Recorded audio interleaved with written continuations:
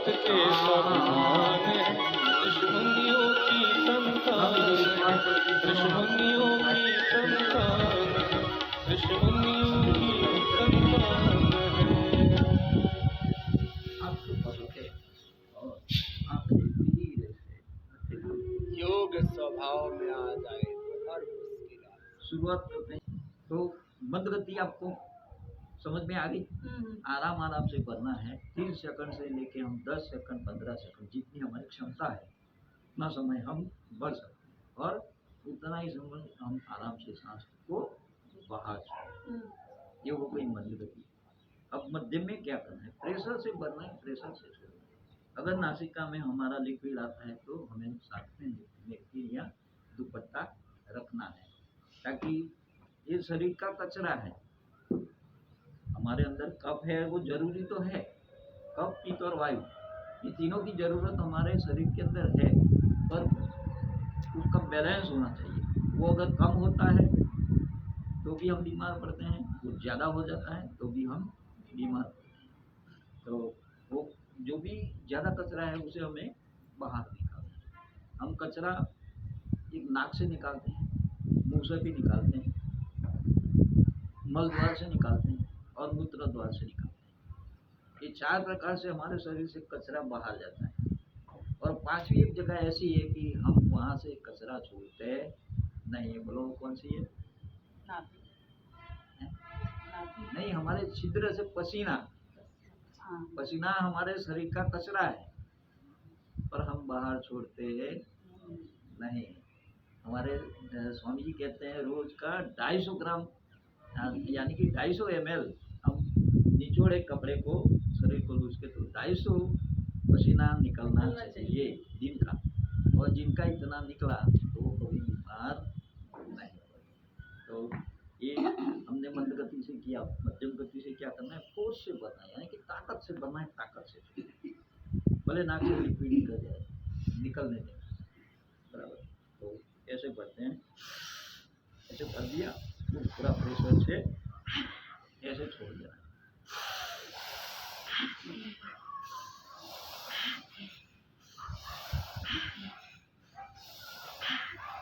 ये हो गया मध्यम गति। हम डेमो ही कर रहे हैं आज। फिर बिल्कुल फास्ट करना है, तीव्र गति से।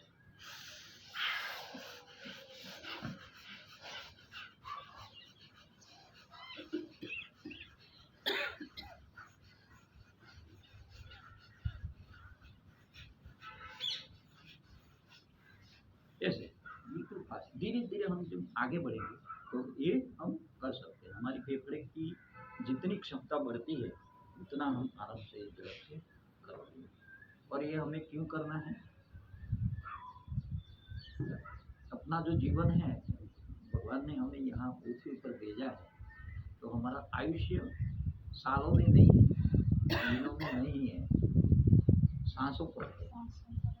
कि हमें पृथ्वी पर आकर के इतनी सांसें, हमें भगवान ने कोटा दिया है कि इतनी सांसें हमें ले लेनी है, और हम जल्दी से ले लेते हैं, इसीलिए हम पूरा जीते नहीं हैं। अभी कलयुग में 100 साल का भगवान ने हमें आयुष्य दिया है, पर 100 पे कई लोग ही पहुंचते हैं, बाकी 50, 60, 70, 80, ज़्यादा से ज़्यादा लोग 80 तक जाते हैं। इसकी वजह यही है कि हम सांस जल्दी से लेते हैं। और जल्दी से क्यों ले रहे हैं? कि हमारा मगज, मन शांत नहीं है। आप जब आनंद में होते हैं, जब आपके दिमाग में शांति रहती है, तब आपकी सांसों की गति बिल्कुल सूक्ष्म रहती है। और जब आप तेजी से दौड़ते हो, दौड़ा भागी करते हो, आप किसी पे गुस्सा करते हो, आपके मगज में किसी से राग द्वेष है, ऐसा जब होता है तब हमारी सांसें जल्दी से चलती है। तो इसीलिए हम बीमार भी पड़ते हैं और पूरा आयुष्य भी हम नहीं जीते। तो ये लंबी लंबी सांसें, हमारी जो रिदम है सांस की, भगवान ने हमें 1 मिनट के अंदर 12 सांस लेने के लिए इस पृथ्वी पर भेजा है। और पूरी बात कर लूँ, शायद प्राणायाम याद बता पाऊँ। हाँ चलेगा, आप नॉलेज तो दे रहे ना। 12 कैसे प्रभु ने हम हमारे पर सेटिंग किया है। जब हम पैदा हुए थे, आज की तारीख में अगर कोई बच्चा पैदा होता है तो आप देख लेना, आपको तो पता ही होगा, आप सब माताएं तो होगी। तो बच्चा जब पैदा होता है पृथ्वी पर, तब वो सांसें बिल्कुल जड़प से लेता है, यानी कि 1 मिनट में वो 36 सांस लेता है। 1 मिनट में 36 सांस, और वो 9 महीने तक 36 सांस लेता है। 9 से 18 महीना, यानी कि दूसरा 9 महीना, तब उसकी सांस है वो 18 पर आ जाती है, यानी कि 1 मिनट में 18 सांस लेता है। फिर वो 18 महीना से 27 महीना, बाकी का जो 9 महीना तीसरा पड़ा उसका, तब वो पूरी रिदम प्रभु उनको 12 की सेट करके देता है, यानी कि वो 12 सांस लेता है, 12 छोड़ता है। फिर जब 27 महीने के बाद उनके अंदर मेरा, तेरा, ये सब आने लगता है ना, कि मेरी मम्मी है, मेरा खिलौना है, ये मेरा है, तब उसकी सांसें 12 से आगे चली जाती है। 14, 15, 17, 18। आप भी आपका चेक कर लेना, आराम से आप बैठो घड़ी के सामने और देखो 1 मिनट में आप कितनी सांस ले रहे हैं। जो 12 सांस सेट कर सकता है वो 100 साल जिएगा, और वो भी स्वस्थ निरोगी। तो ये प्राणायाम इसलिए जरूरी है। हमें व्यायाम, हम लोग व्यायाम में हमें इंटरेस्ट ज़्यादा रहता है कि नहीं, पर वो जरूरी नहीं है। हमारे 3 शरीर है। कितने शरीर हैं? 3 हैं। ये जो हमारा बाहर से हम देख सकते हैं वो सूक्ष्म शरीर है हमारा, तो हम इनकी देखभाल करते हैं कि नहीं, ताकि दूसरों को हम अच्छा लगे, हमारी पर्सनालिटी अच्छी लगे, पर इनकी जरूरत नहीं है। स्वास्थ्य के लिए बात कर रहा हूँ। हमारा दूसरा शरीर है हमारा आंतरिक शरीर, जो हमारे अंदर है, जो हमारे अंदर ऑर्गन्स है, जो अवयव है, जो हमारा शरीर को चलाते हैं। महत्व इनका ज़्यादा है। आप समझो, हमारे पास उंगली नहीं होगी, हाथ नहीं होगी, नाक कान कुछ भी बाहर जो दिख सकता है वो अवयव नहीं होगा, तो भी व्यक्ति जिएगा कि नहीं। अगर अंदर के ऑर्गन में आप सोच लो, यहाँ से नासिका से हम श्वास लेते हैं, नासिका नली हमारी खराब हो गई तो हम जी पाएंगे? हमारी नली खराब हो गई तो हम खाना खा पाएंगे? यहाँ से होल करके लिक्विड डालना पड़ेगा, ऐसा होगा ना। फेफड़े नहीं होने की तो बात ही नहीं है, पर अगर वो कार्य भी नहीं करते ना, 50% कार्य भी नहीं करते, तो हम नहीं जी पाएंगे। ऐसे हृदय है, हमारा पाचन तंत्र है, हमारी पेनक्रियाज है, और हमारी आंतों है, ये हमारा आंतरिक शरीर है। तो बाह्य शरीर से ज़्यादा देखभाल किसकी करनी है? आंतरिक शरीर। और तीसरा हमारा शरीर है सूक्ष्म, जो हमें दिख नहीं सकता है, पर हम ध्यान के अंदर जब बैठते हैं तब इनका हम दर्शन कर सकते हैं। यानी कि हमारा आत्मा जो परमात्मा है, परमात्मा का दूसरा स्वरूप है, वो अजर और अमर है। हमें प्रभु ने शरीर दिया है, उसके अंदर ये आत्मा बैठा दिए, हम चल पा रहे हैं। और ये प्राण शक्ति जो हम सांसों से लेते हैं, वो प्राण शक्ति है, ऊर्जा हमारे अंदर वहाँ से आती है। और ब्रह्मांड की जो एक पृथ्वी में जो भी शक्तियाँ हैं, हमें वहाँ से मिलती है। हमारे 9 द्वार, 2 आँखें, 2 नाक, 2 कान, मुँह, मल द्वार, मूत्र द्वार, ये हमारे 9 द्वार हैं। शक्तियाँ हमें वहाँ से भी मिलती है, पर हम इसे देख नहीं पाते, केवल महसूस कर सकते हैं। तो इसीलिए प्राणायाम जरूरी है। प्राणायाम आप करते हो तो अंदर के अपने जो भी आंतरिक शरीर के जो भी ऑर्गन है, उनको शक्ति मिलती है, ताकि हम पूरी सांस लेते हैं और पूरी छोड़ते हैं। हम पूरी लेते नहीं है, पूरी छोड़ते नहीं है। अगर कोई आया जल्दी जल्दी से बोलता है तो हम नहीं, उनको बोलते हैं अरे भाई सांस तो ले ले, कहते हैं ना। तो सांस से शक्ति मिलती है। हमें कोई कार्य करना होता है, हम अगर मजदूरी करते हैं तो हम कोई भी झटका मारेंगे ना, तो पूरी सांस अंदर भरेंगे, छोड़ते हुए झटका मारेंगे। तो ये शक्ति हमें सांसों से मिलती है। खाने से केवल हमें शक्ति तो मिलती है, पर वो ज़्यादा भी हो सकती है और कम भी हो सकती है। तो सबसे ज़्यादा जरूरी हमारी 3 खुराक है। ये भी हम चलो कपालभाति भी करते हो, सुनते भी हो, जैसे कपालभाति करना है।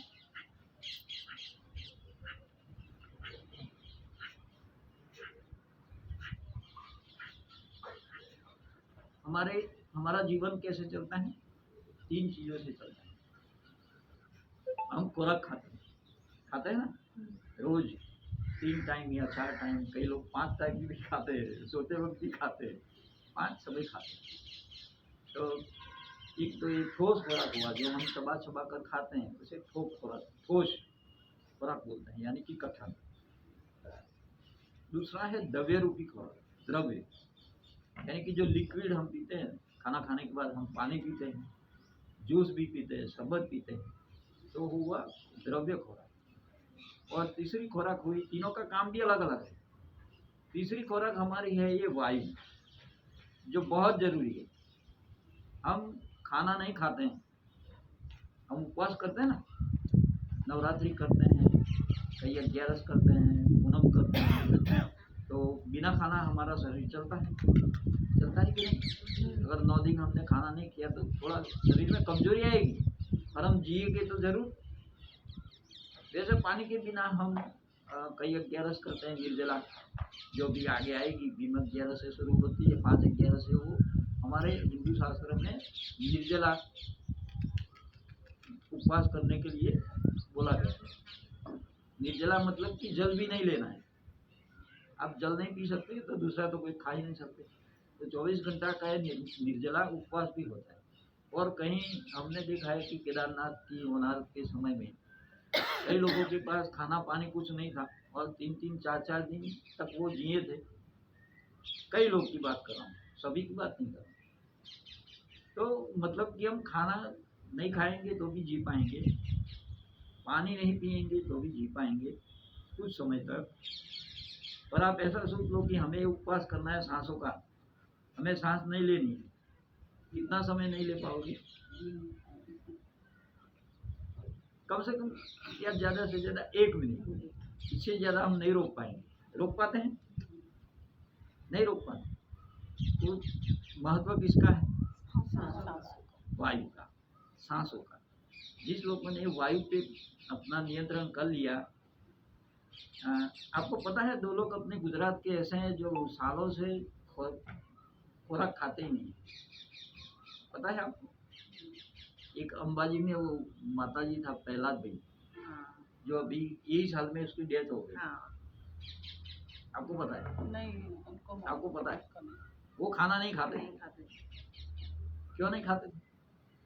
हमें जरूरत है तो उनको की जरूरत नहीं है। जरूरत तो सबको है ना। और हमारा दूसरा अभी हयात में है पर गुजरात में नहीं है, वो स्टेट अपना इंडिया बाहर है, HRM, हीरालाल रतनलाल माणेक, जो आदर्श अहमदाबाद, हमारे अहमदाबाद में एक संस्था है योग की, आपको पता है? आदर्श अहमदाबाद, वो भी जैसे हमारी पतंजलि की है, गुजरात योग बोर्ड है, फिर आर्ट ऑफ लिविंग है, जैसे आदर्श अहमदाबाद की स्थापना उन्होंने की है। हमारे अहमदाबाद में वो भी एक्टिविटी कर रहे हैं आदर्श अहमदाबाद, पर इतना अभी फैला नहीं है। तो वो भी खाना नहीं खाते। प्रहलाद भाई को हमारे अहमदाबाद में एक हॉस्पिटल में रखा था, केवल कितना दिन, 21 दिन रखा था। तब इन लोगों को, साइंस को पता चला कि भाई सूर्य में इतनी शक्ति है, और उन्होंने सूर्य की आराधना की।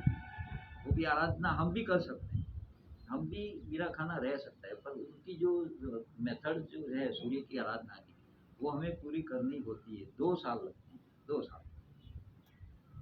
तो ये शक्तियाँ जो हमारे पृथ्वी के अंदर, ब्रह्मांड के अंदर, वातावरण में जो भी है, वो हमें ये हमारे जो छिद्र है, हमारी आँखें है, नाक है, कान है, ये जो हमारे दरवाजा 9 है, और हमारी जो ये छिद्र है, वहाँ से ये शक्तियाँ हमें मिलती हैं। जो हम खाना से लेते हैं, वो अगर हमने साधना कर ली तो वो हमें ऐसे ही मिल जाएगी, वातावरण से, पृथ्वी से। तो ये प्राणायाम का इतना महत्व है वो मैंने आपको समझा दिया। ऐसे कपालभाति की जाती है। ये दूसरा प्राणायाम जो सभी रोगों में नियंत्रण करता है। हमें 5 मिनट से लेकर के 15 मिनट, 30 मिनट या एक घंटा हमें विशेष लाभ लेना हो रोगों में, तो दिन भर हमें करना पड़ता है। ये कपालभाति प्राणायाम। अब बाह्य का एक हम अभ्यास करते हैं। बाह्य रोग करवाते हैं ना, तो बाह्य से हमारे पेट के सभी दर्द दूर होते हैं। पहले प्राणायाम से हमारा कब्जजन्य रोगों का नाश होता है, यानी कि हमारे फेफड़े संबंधी जो भी रोग है वो पहले प्राणायाम से उसकी नाश होती है। फिर दूसरा प्राणायाम कपालभाति, वो 99% रोगों में हमें लाभ देता है। हमारा वजन भी कम करता है, इनको ज़्यादा करना पड़ता है। फिर तीसरा बाह्य प्राणायाम, हमारे पेट के लिए। हमारे शरीर में रोग कहाँ से पैदा होते हैं? एक पेट से और दूसरा मन से। ये दो जगह हमने संभाल ली तो हम रोगी नहीं बनेंगे। तो बाह्य प्राणायाम से हमारे पेट को लाभ होता है। पेट संबंधी जो भी हमारे रोग है, गैस, एसिडिटी, अपच, वायु, हरस, मसा, आप हिंदी में क्या बोलते हैं? तो पाइल्स, वो संबंधी जो रोग है और गुप्त रोग होते हैं, तो इनमें नियंत्रण करना है तो हमें बाह्य प्राणायाम। और दूसरी बात बाह्य का एक लाभ यही है कि हम जो पहले दो प्राणायाम करते हैं उससे हमारी नाभि के अंदर और हमारे छाती के अंदर शक्तियाँ पैदा होती हैं, और वो शक्तियाँ हमें ऊपर ले जानी है। तो एक बाह्य प्राणायाम करते हैं। तो बाह्य प्राणायाम से शक्तियाँ हमारी ऊर्ध्व होती है, और जिनकी शक्तियाँ ऊर्ध्व होती है उनका दिमाग तेज और शार्प रहता है। तो बाह्य प्राणायाम में लंबी गहरी सांस भरनी होती है, पूरे बाहर खाली करनी होती है। बाहर खाली करके हमारे जो नाभि है उनको अंदर दबाने से पहले हमारा जो मलमूत्र भाग है उनको हमें संकोच करके ऊपर खींचना है। नाभि को दबाना है अंदर, और ये हमारी झोड़ी कट से लगानी है। तो ये त्रिबंध लगता है, और हमारी शरीर की क्षमता के अनुसार 10 सेकंड, 15 सेकंड, 20 सेकंड हम रुक सकते हैं। तो करिए बाह्य प्राणायाम। एक अभ्यास करेंगे। पूरी लंबी गहरी सांस भरें, पूरी बाहर छोड़ दें, नीचे से संकोचन करके ऊपर खींचे, नाभि अंदर दबाए, और दाढ़ी कान से लगाए।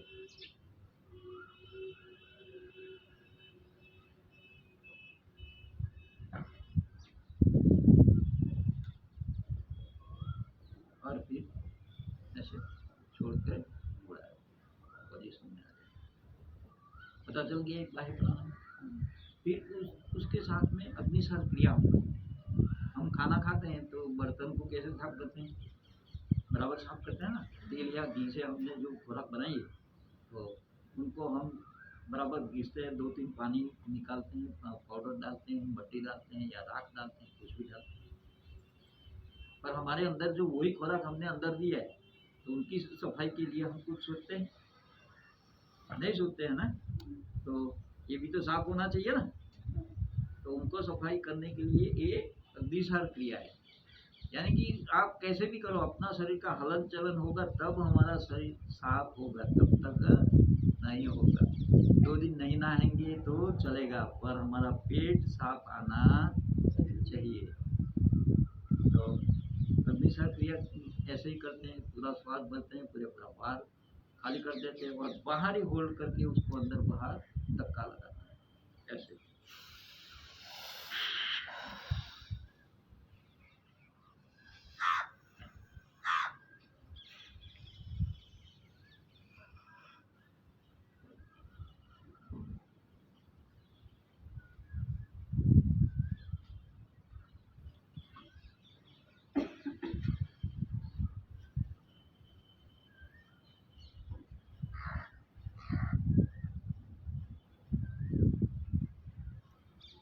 ऐसे हम 40-50 धक्का तक पहुंच जाते हैं। तो क्लासों में हम 3 बार अभ्यास करें, 5 बार अभ्यास करेंगे तो भी हमारा पेट दूसरे दिन साफ है। और अगर नहीं आता है तो इनको आपको अभ्यास बढ़ाना है। 3 से आप 5 करें, 7 करें, 10 करें, 11 करें, 21 करें।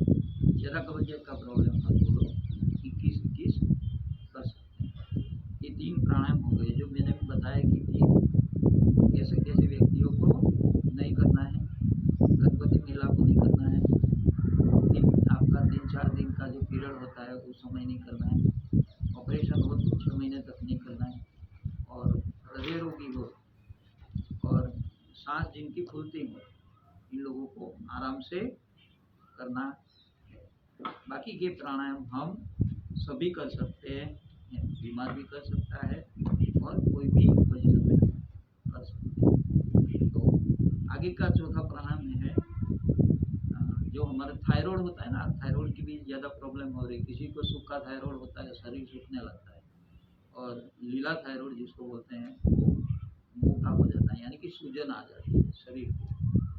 तो उसको कंट्रोल करने के लिए उज्जयी प्राणायाम है। हमारे शरीर में सप्त चक्र है, वो तो आपके योग टीचर बताते ही होंगे कि हमारे शरीर में सप्त चक्र है। और सबसे महत्व का जो हमारा यहाँ जो विशुद्ध चक्र हमारे गले में है, सबसे ज़्यादा पंखड़ियाँ उसके अंदर है। और ये चक्र आपका एक्टिवेट हो गया तो बोलो आपका सभी दूसरे भी चक्र आपके एक्टिवेट हो जाएंगे। ताकि सबसे ज़्यादा पंखड़ी इसी में है, 2 पंखड़ी से लेकर के 16 पंखड़ी तक हमारे शरीर में चक्रों में पंखड़ियाँ हैं। तो सबसे ज़्यादा विशुद्ध में है। अगर हमने 16 पंखड़ियों को जागृत कर दिया, यानी कि उनको खिला दिया कमल की तरह, तो दूसरी अपने आप खिली जाएगी। तो इससे थायराइड रोग कम हो जाता है। फिर गला संबंधी कोई भी रोग हो वो भी मिट जाते हैं। हमारी जबान जो हमारी आवाज़ है उसका जो हम तोतलापना बोलते हैं वो भी दूर हो जाता है। हमारी आवाज़ को मीठी और मधुरी बनाता है। मीठी और मधुरी आवाज़ सबको पसंद आती है, हैं? आती है ना? तो इसके लिए ये उज्जयी प्राणायाम बहुत जरूरी है। तो उज्जयी कैसे करते हैं? हमारा जो गला है, हम कहाँ से बोलते हैं? देखो, हम बोलते कहाँ से है? मुंह से बोलते हैं ना। और आपने किसी पशु पंखी को मुंह से बोलते हुए देखा है? वो कहाँ से आवाज निकालता है? गले से। और स्वस्थ रहते हैं ना सब, उनको अपने जैसे दवा की जरूरत पड़ती है, दवाखाने जाने की जरूरत नहीं पड़ती है। आप देख लो, पर हमें पड़ती है। तो हमें भी गला से आवाज निकालनी है, विशुद्ध चक्र को सक्रिय करना है। तो वो कैसे करते हैं? पूरी सांस को अंदर बल ली, पूरी बाहर खाली कर दी। अगर सीधी गर्दन रख के हम कर सकते हैं तो ऐसे कर सकते हैं। अगर सीधी गर्दन से हमसे नहीं होता है, हमें प्रैक्टिस करनी है, तो हमें ऐसे सांस को भरी, बाहर छोड़ी। अब आवाज करते हुए गले को रगड़ते रगड़ते श्वास को अंदर बनाए, थोड़ी ऐसे नीचे कर ली। अब सांस को अंदर भरी,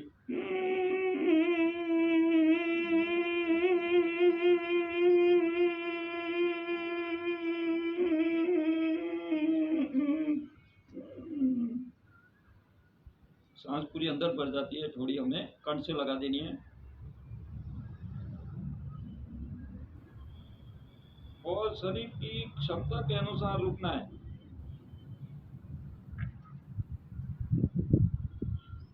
फिर जब छोड़ने की इच्छा होती है तो राइट नोस्ट्रल को बंद करके लेफ्ट से सांस को बाहर निकालनी। ये हो गया हमारा उज्जयी प्राणायाम। उसके बाद हमारा अगला प्राणायाम है, हम बाद में थोड़ा सूक्ष्म व्यायाम या आसन भी देख लेते हैं। तो आगे का प्राणायाम वो भी बहुत ज़रूरी है। अगर हमें रोगों में कंट्रोल करना है, दवाई जल्दी से बंद करनी है, तो दूसरा जो प्राणायाम हमने कपालभाति प्राणायाम किया है उनको ज़्यादा करना है। यानी कि साधारण रोग हो तो 15 मिनट करना है, और हठीले रोग हो जो दवा से भी कंट्रोल नहीं होते तो उनके लिए आपको कम से कम 30 मिनट से लेकर के 1 घंटा तक वो प्राणायाम करना है, कपालभाति, और इसके साथ में अनुलोम विलोम। जो आगे के जो 3 प्राणायाम हमने किए वो सब खाना खाने के बाद 3 या 4 घंटे के बाद हम कर सकते हैं, यानी कि खाली पेट कर सकते हैं। अनुलोम विलोम प्राणायाम हम खाना खाने के बाद भी 1 घंटे के बाद हम कर सकते हैं। भांभरी भी कर सकते हैं और उद्गीत भी कर सकते हैं और लास्ट वाला प्राणायाम भी हम कर सकते हैं। तो अनुलोम विलोम प्राणायाम यानी कि हमारी दोनों नोस्ट्रल चलनी चाहिए, दाई और बाई।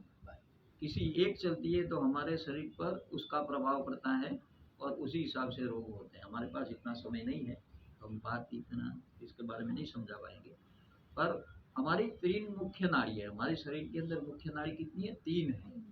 सबसे करोड़रज्जु के अंदर सबसे सेंटर में, जिसको सुषुम्ना बोलते हैं, और उसके साथ में ये दाई वाली जाती है, बाई वाली जाती है, इसको बाई बोलते हैं ना हिंदी में, तो बाई वाली जाती है और ये दाई वाली भी जाती है। तो हमारी ये जो नोस्टल हम जो है हमारी लेफ्ट वाली, वो उसको हम चंद्रस्वर बोलते हैं। चंद्र यानी कि जो रात को प्रकट होता है ना चंद्र, वो तो उसको चंद्र नाड़ी बोलते हैं।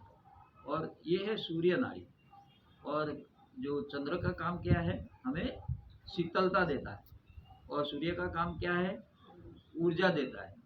तो दोनों का बैलेंस होना जरूरी है, इसीलिए दोनों नोस्टल हमारी काम करनी चाहिए। तो ये अनुलोम विलोम से हमारी दोनों नोस्टल काम करती है। तो अनुलोम विलोम प्राणायाम की शुरुआत कैसे करनी है? हम ऐसे हमारे हमको क्या मुद्रा लगानी चाहिए, मुद्रा के साथ करेंगे तो हमें विशेष लाभ मिलता है। और हमारी जो ये 2 उंगलियां है, एक अंगुश को उपयोग में लेना है और बीच वाली 2 उंगली को उपयोग में लेना है। और ज़्यादा ऐसे इतनी टेढ़ी नहीं करनी है नाक को हमारी, केवल रास्ता ही बंद करना है ऐसे, ठीक है। तो अब राइट को बंद करके हम लेफ्ट से अंदर भरते हैं। शुरुआत ऐसे करते हैं, राइट को बंद करो, लेफ्ट से अंदर भरो, लेफ्ट को बंद करके राइट से बाहर छोड़ो, फिर राइट से अंदर भरो, लेफ्ट से बाहर छोड़ो, फिर वापस लेफ्ट से अंदर भरो, राइट से बाहर छोड़ो, राइट से अंदर भरो और लेफ्ट से बाहर छोड़ो। आप करते रहिए और मुझे सुनते रहिए। तो ये जो हमारी 3 नाड़ियाँ हैं, तो हम सांस दाएं से लेते हैं, बाएं से लेते हैं, तो वो अपना मूलाधार चक्र तक वो सांसें जाती है। जो सबसे नीचे हमारा मूलाधार चक्र है, जो नाभि से नीचे है, और स्वादिष्टान चक्र नाभि और मूलाधार के बीच में है। अनाहत चक्र हमारे छाती के पास, हृदय के पास। विशुद्ध चक्र हमारे गले में है। आज्ञा चक्र हमारे मस्तिष्क में, हमारे मगज के पास, और सहस्त्रा चक्र हमारे तलवे में, यानी कि हमारी चोट के अंदर है। तो वो सब ये सांसों-सांस की गति जब हम करते हैं तो इससे 3 नाड़ियाँ प्रभावित होती है। उसके साथ कनेक्ट है हमारे चक्र, तो वो चक्र भी हमारे एक्टिवेट होते हैं। और चक्रों को जब गति मिलती है तो हमारे आरोग्य की प्रगति होती है। तो ये हो गया हमारा अनुलोम विलोम।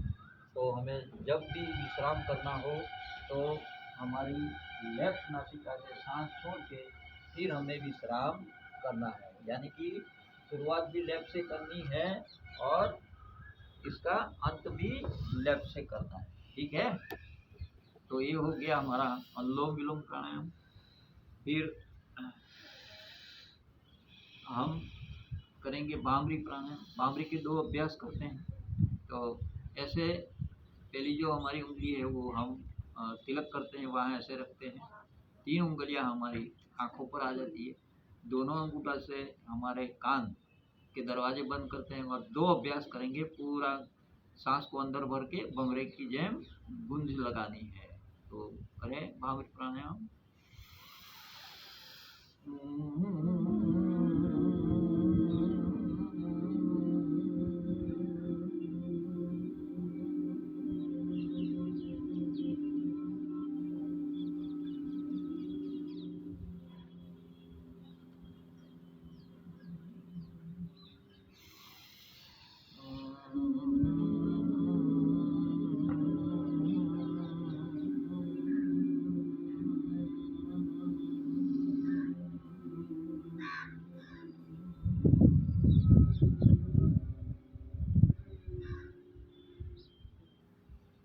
विश्राम। ये हमारा बावरी प्राणायाम हो गया। हम आंखें बंद करते हैं तो फिर आगे भी हमें आंखें नहीं खोलनी है। अगला हमारा 7वां प्राणायाम उद्गीत प्राणायाम, यानी कि पवित्र ओम का उच्चारण करना है। तो 3 बार हम ओम का उच्चारण करेंगे। तो लंबी गहरी सांस ओंकार के लिए अंदर भरें।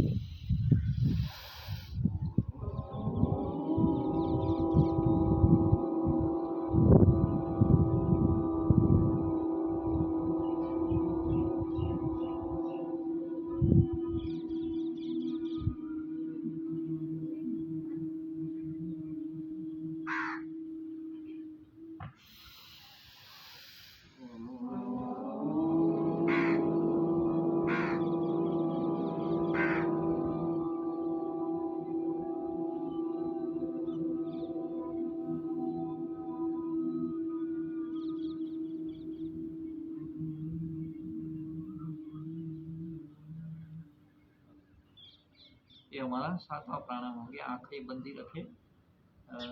कम से कम ज़्यादा नहीं तो हम 2 मिनट का ध्यान करते हैं। धीरे धीरे सांस को अंदर भरें, धीरे धीरे सांस को बाहर छोड़ें। फिर सांसों पर हमारी ध्यान केंद्रित करके फिर सांस भरने में, सांस छोड़ने में कोई प्रयत्न नहीं करना है। अपने आप जो सांस अंदर जा रही है इसे निहारिए, सांस बाहर आ रही है इसे निहारिए। हमारे अंदर आज हमें सूर्य नारायण की हाजिरी में हम ध्यान कर रहे हैं। हमारा पूरा शरीर ऊर्जावान हो रहा है। सूर्य नारायण की शक्ति हमें भरपूर मिल रही है। ये ब्रह्म शक्ति जो ओंकार में रूप में पूरा ब्रह्मांड की रक्षा करती है, शक्तियाँ देती है, वैसे चैतन्य अमर अजर प्रभु ये पवन के माध्यम से, सूर्य नारायण के माध्यम से हमें ऊर्जा और दिव्य शक्तियाँ प्रदान कर रहे हैं। हम इसका भरपूर लाभ ले रहे हैं। अत्र तत्र सर्वत्र ईश्वर व्याप्त है। हमारे अंदर भी आत्मा रूपी परमात्मा विराजमान है।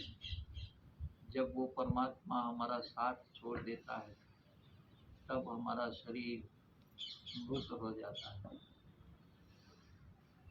तो हमारे अंदर जो आत्मा रूपी परमात्मा है उसे पहचानना है।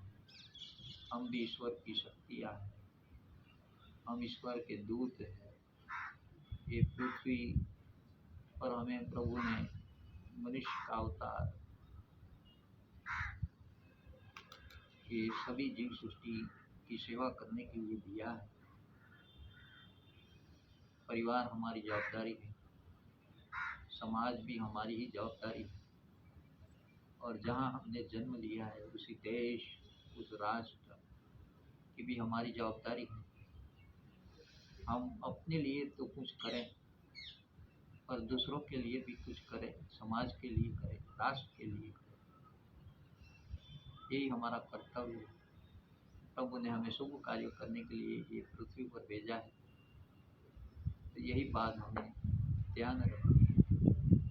ध्यान भी जीवन में बहुत जरूरी है। Meditation is the best medicine, ऐसा हम कहते हैं। तो ध्यान भी करना चाहिए।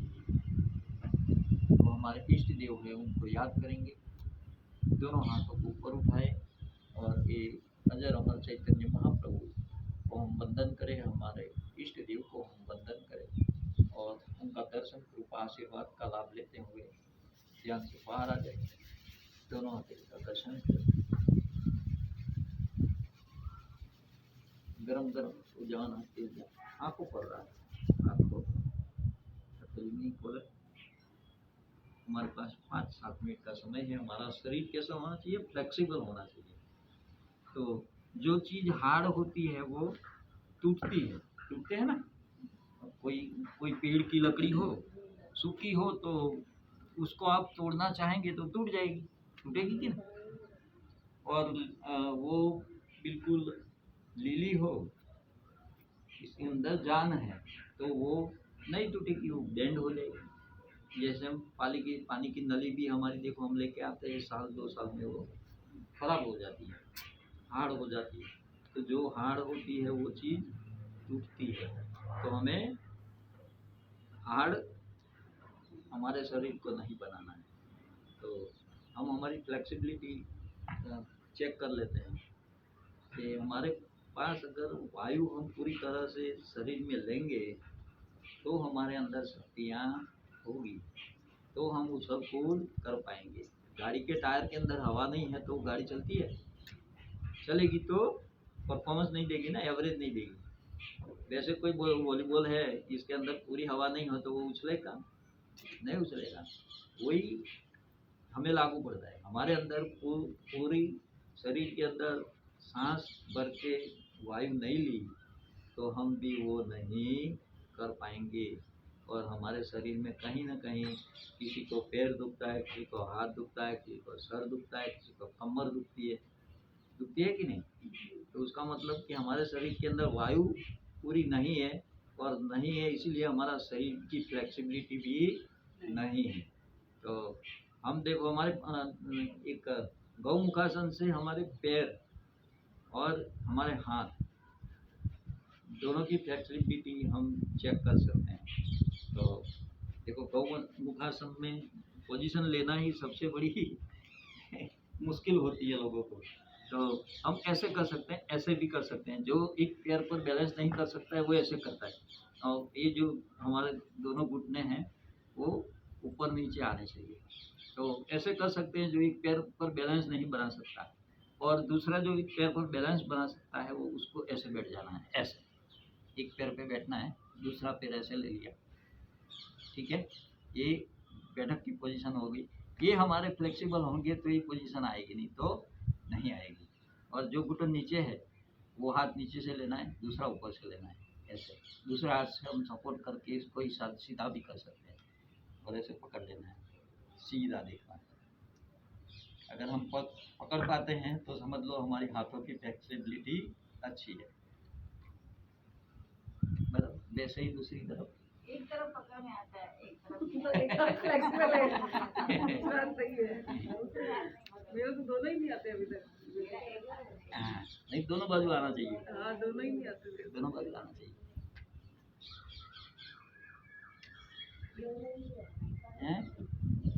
टच भी हो तो भी काफी है। हाँ, एक हो जाता है टच, तो एक हो रहा है, एक नहीं होता। ये हमारी हाथों की फ्लेक्सिबिलिटी है तो होगा, नहीं तो नहीं होगा, ठीक है।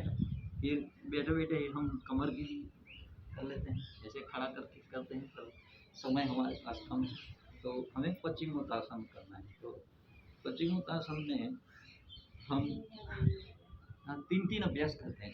तो उनका 3 प्रकार से हम करते हैं।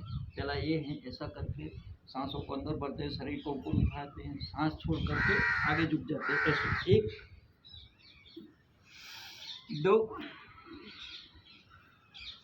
और 3 में रुके, थोड़ा रुके, 5 सेकंड 10 सेकंड। सर कहाँ तक जाता है, टच मेरा भी नहीं होता, घुटने से टच होना चाहिए नाक। हाँ, ये यहाँ खिंचाव आती है कि नहीं। आप जितना आगे झुकने का प्रयत्न करते हैं, हमारे ये जो स्नायु है वो खींचाते हैं, तो स्नायु को भी खींच करके उसको फ्लेक्सिबल करना जरूरी है। वो हमारी कमर और हमारा पेट जब फ्लेक्सिबल होगा तब हम वहाँ तक जा पाएंगे। एक पश्चिमोत्तासन ऐसे करते हैं।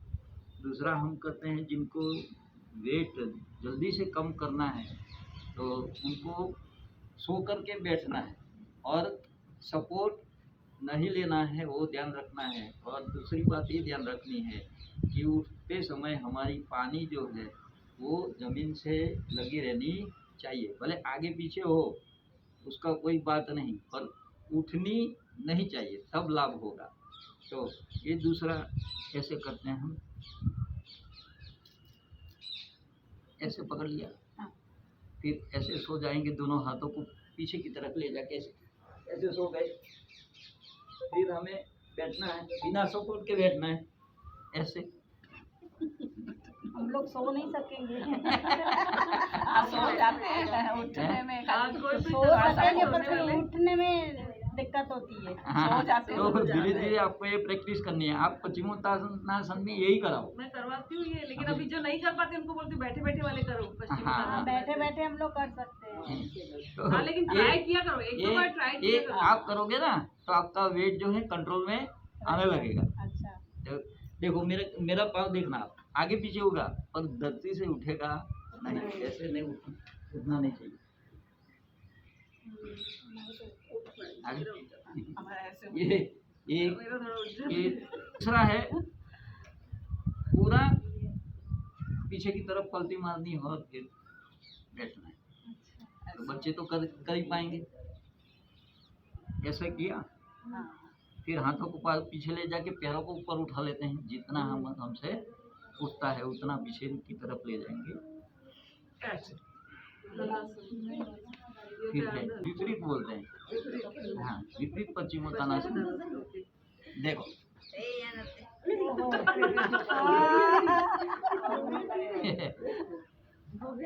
बढ़िया। ये शीर्षासन जो कर सकता है, या तो फिर सर्वांगासन जो लोग कर सकते हैं, जो लोग मयूरासन कर सकते हैं, जो लोग बकासन कर सकते हैं, मयूरियासन कर सकते हैं, इन लोगों का चेहरा है ना वो चमकेगा, उनको लाली लिपस्टिक की जरूरत नहीं पड़ेगी, ठंडी की मौसम में होठ नहीं फटेंगे, बराबर। तो सर्वांगासन, फिर हलासन, मयूरासन, शीर्षासन, ये जो सब आसन है उससे क्या होता है, हमारी जो एनर्जी है, हमारा जो ब्लड का जो प्रेशर है वो कहाँ जाता है, ऊपर की तरफ, हमारे फेस की तरफ, हमारी मस्तिष्क की तरफ। तो हमारा बाल नहीं झड़ता है, बाल काला भी रहता है और चेहरे की चमक भी बढ़ती है। तो मैं सर्वांग करके आपको बता दूं। तो सर्वांग में पहले हलासन करते हैं, ऐसे एक एक पैर से हलासन हो सकता है, ऐसे जैसे अपन हाँ, ऐसे तो कर सकते हैं। हाँ, हाँ, ऐसे तो अभी जो हलासन होता है वो करके दिखाएंगे। हाँ, फिर ये दोनों पैरों से करना है ऐसे, बराबर है, ये हो गया। तो उसके बाद हमें शरीर को ऊपर उठाना है और हमारी कमर हाथ से पकड़ लेनी है और पूरा शरीर हमारा कंधे पर रहता है और पाँव ऊपर की तरफ, ऐसे। ये होता है सर्वांगासन। कमर में लपका वाला बहुत होती है, इसलिए करवाती नहीं हूँ, वैसे नहीं होता है। ये हो गया सर्वांग। अब दोनों पैरों को पीछे ले जाइए और जमीन से टच ऐसे, तो हो जाएगा हलासन। ये हो गया हलासन। और धीरे से वापस आना है, हमारा जो सर है वो जमीन से उठना नहीं चाहिए।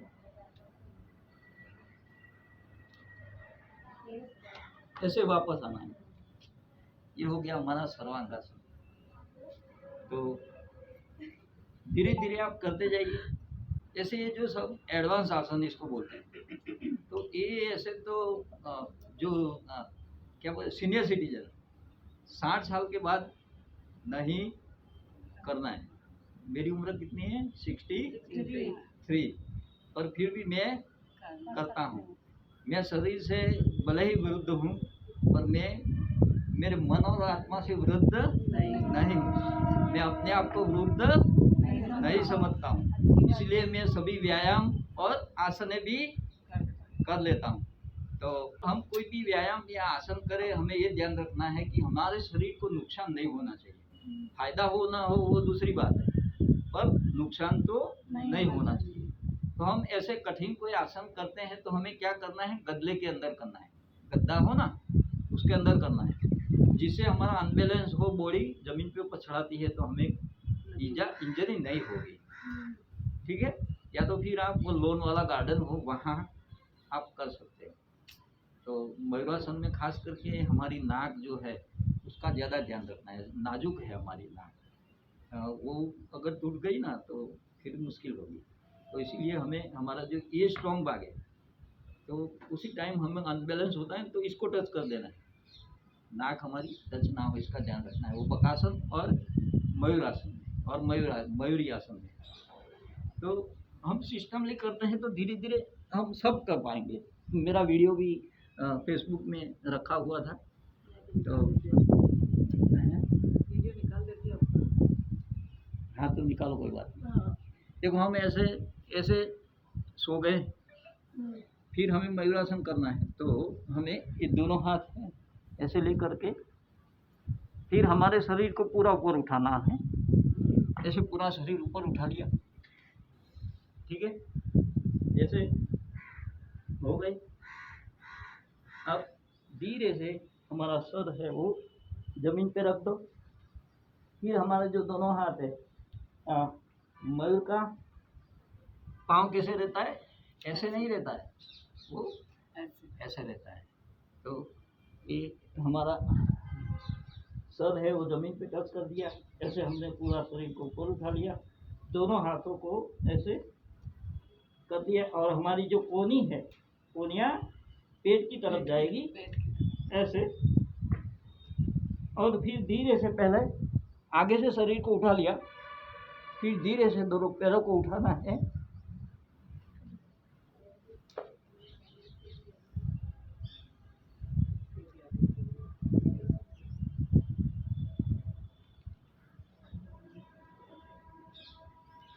ठीक है, ये हो गया मयूरासन। तो हमारी लहू का प्रेशर, हमारी शक्तियाँ का प्रेशर हमारे चेहरे तरफ जाता है। एक शांति पाठ से हम समापन करें आज, और आसन कोई नहीं करते, तो शांति पाठ भी रोज होना जरूरी है। हमारे घर में भी रोज शांति पाठ करना है। ऐसे दोनों हाथों को जोड़ लेते हैं, आंखें सहजता से बंद कर ले, और अपने माता पिता, गुरुजन और ईश्वर, हमें सबको याद करना है और उनका धन्यवाद भी करना है। हमारे पास जो भी है, हमें पृथ्वी पर है, वो उन लोगों की वजह से है, हमारे माता पिता, गुरुजन और ईश्वर। तो तीनों का हम मनोमन आभार प्रकट करते हैं। फिर शांति मंत्र से समापन करें। शांति मंत्र भी रोज हम घर पे किया करें। ओम द्यौ शांतिरंतरिक्षं शांतिः, पृथ्वी शांतिराप शांतिरौषधयः शांतिः, वनस्पतयः शांतिः, विश्वे देवा शांति, ब्रह्म शांतिः, सर्वं शांतिः शांतिरेव शांतिः, श्याम शांतिरेधि। ओम शांति शांति शांति।